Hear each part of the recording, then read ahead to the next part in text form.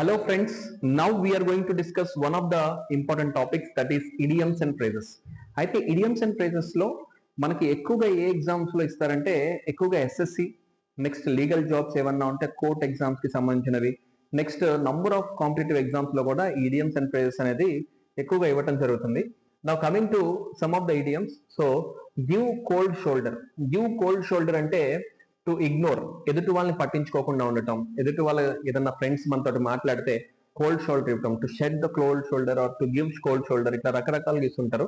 ఒకటే గుర్తుపెట్టుకోండి, English phrases లో కోల్డ్ అనే పదం వస్తే అది నెగిటివ్ పదం అని గుర్తుంచుకోండి. కోల్డ్ షోల్డర్ అంటే సపోజ్ మీ ఫ్రెండ్ వచ్చారు, మీ భుజం మీద చేయేశారు, సో సరదాగా మాట్లాడతారు, మీరు వెంటనే ఆ భుజాన్ని అట్లా పక్కకి నెట్టేశారు. సో ఆ హ్యాండ్ ని మీరు ఎప్పుడైతే నెట్టేస్తారో, సో భుజాన్ని పక్కకు జరుపుతూ దాన్ని గివింగ్ కోల్డ్ షోల్డర్ అంటారు. అంటే మీరు అక్కడ ఏం చేస్తున్నారు, ఇగ్నోర్ చేస్తున్నారు, అంటే పట్టించుకోవట్లేదు.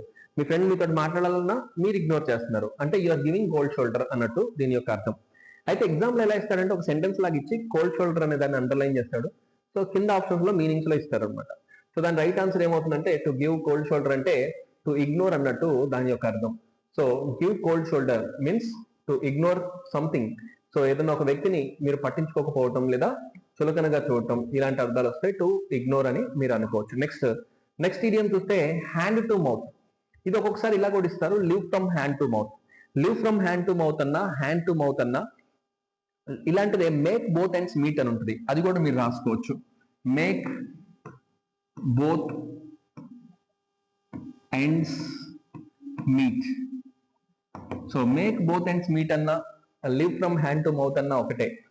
సో ఇలాంటి మరిన్ని టాపిక్స్ మీకు డిస్కస్ చేయడానికి మన కౌండిన్య ఐఏఎస్ అకాడమీ ఛానల్ని ఫాలో అవ్వండి, సబ్స్క్రైబ్ చేసుకోండి. అండ్ రెగ్యులర్ కంటెంట్ కోసం మీరు మన ఛానల్ని విజిట్ చేస్తుండండి. అండ్ కొత్త బ్యాచ్ ఒకటి స్టార్ట్ చేయబోతున్నాం మన కౌండిన్య ఐఏఎస్ అకాడమీలో త్వరలో.